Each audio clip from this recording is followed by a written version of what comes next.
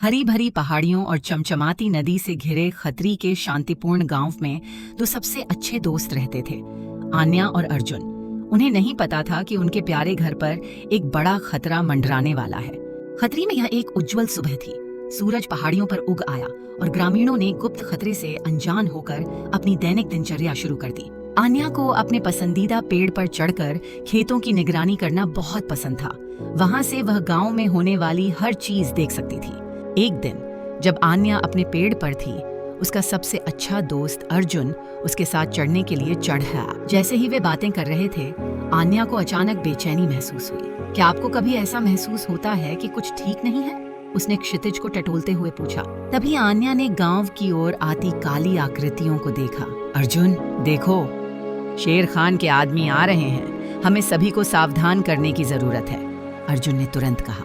गांव वाले इकट्ठे हुए और चर्चा करने लगे कि क्या किया जाए। कुछ डरे हुए थे जबकि अन्य सशंकित थे। हवा में तनाव स्पष्ट था। हमें एक योजना की आवश्यकता है, अर्जुन ने घोषणा की।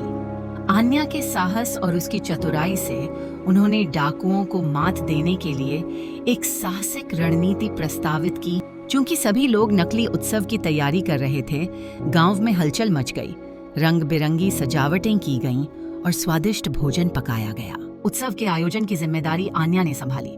आइए इसे अब तक का सबसे अच्छा उत्सव बनाएं, उसने उत्साह बढ़ाया और सभी को कड़ी मेहनत करने के लिए प्रेरित किया। जैसे ही रात हुई, गांव एक जीवंत उत्सव में बदल गया। रोशनी जगमगा रही थी और हवा में संगीत गूंज रहा था।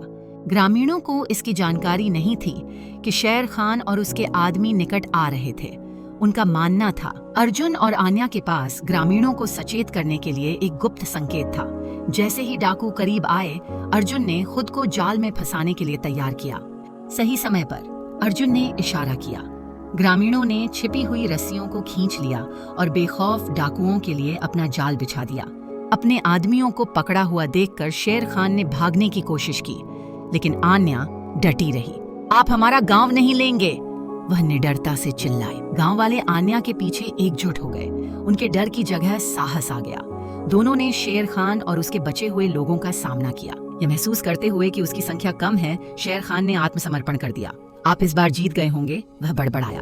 लेकिन गांव को जीत का एहसास हुआ। डाकुओं की पराजय से गांव वाले खुशी से झूम उठे। उन्होंने न सिर्फ अपनी सुरक्षा बल्कि आन्या और अर्जुन की बहादुरी का भी जश्न मनाया। आन्या और अर्जुन को नायक के रूप में सम्मानित किया गया। गांव के बुजुर्गों ने उनके साहस और त्वरित सोच के लिए उनकी प्रशंसा की। उस दिन से गांव फल फूल गया। आन्या और अर्जुन ने सभी को सिखाया कि साहस और एकता से किसी भी चुनौती को पार किया जा सकता है। खत्री नई भावना के साथ निखरे।